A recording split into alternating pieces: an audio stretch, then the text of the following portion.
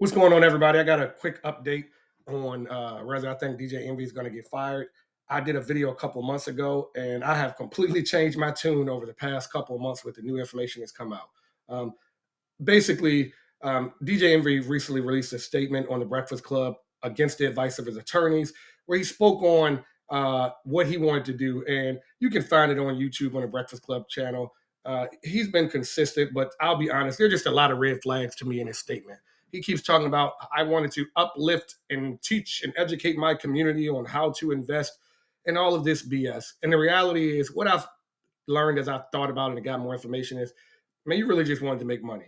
Maybe as a product of this, you educated some people, but you did seminars and in different areas where you all rented out facilities and you charged an admission fee. And you can say, well, you didn't care about making money because the admission fee may have been $99 or slightly more or less in some cases. But with the level of celebrity that you are, you could have easily gotten sponsors to sponsor these events and have people come for free if the only intent was to educate and inform your community. That's part one.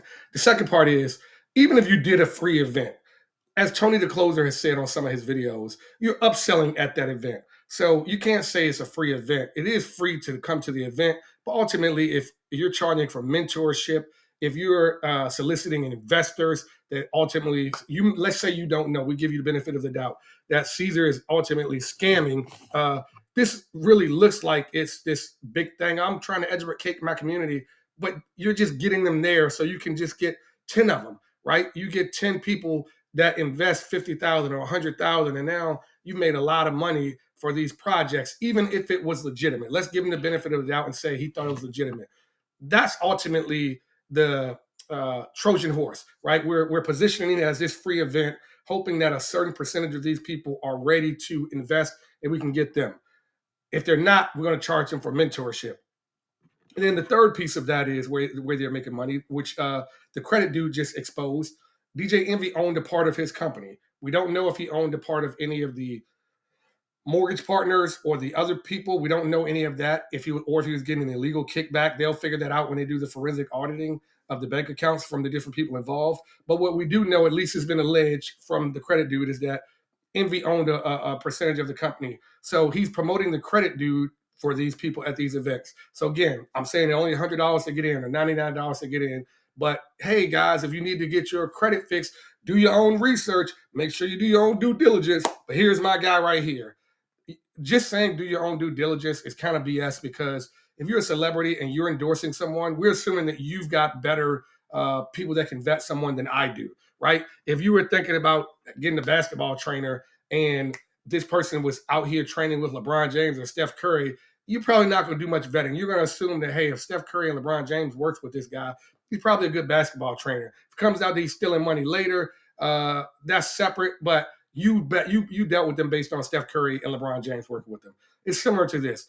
DJ Envy gets up there and says, hey, everybody do your own research. Well, DJ Envy, you didn't do your own research. You got scammed.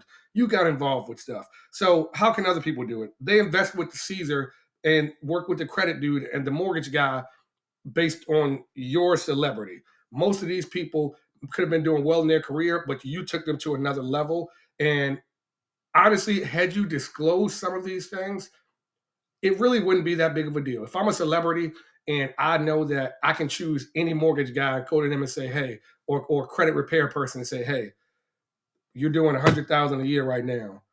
You start messing with me, you come to my events, you're gonna be doing 500 or 600,000 a year. Here's the thing, though. I need a percentage of your company. That person would be smart to give me a percentage of the company, because you can have 100% of that 100,000, or you can have 75% of that 600,000. That's a whole lot more money, and now I'm getting compensated for it. So in theory, had DJ Envy disclosed that, if it's true, then it wouldn't be that big of a deal. But you're going on the airways and you're promoting these guys and having them on your show and doing seminars with them, and you're not really disclosing all of the information. At least that's what's alleged. I didn't go to the seminar, so maybe he said that he was getting kickbacks from it. If he did, great. But a lot of times what gets people hemmed up is the little small laws that they're breaking. You're on FTC. He's on a nationally syndicated radio show. There are guidelines. When you're doing stuff over the air, you have to disclose that as an ad. Obviously, if you hear something from Pepsi, everybody knows that Pepsi paid iHeart to run that commercial. Well, it's the same with Envy. If someone's paying you or you're making money, technically, iHeart should be getting a cut of that if you want to be honest, right? They should be getting a cut of that because you're on their platform, but you also have to follow the rules and disclose that. So ultimately, I think that's what's going to get DJ Envy fired. Not that I think he'll go to jail for knowing that Cesar is committing fraud. I want to give one caveat. Cesar was alleged to have committed fraud. He hasn't been found guilty, but at some point, DJ Envy should have known or did know, right? He should have known or did know. If you're saying I got victimized too, he keeps going on the radio and say if Cesar did this, if it's true, it can't be both ways, dude.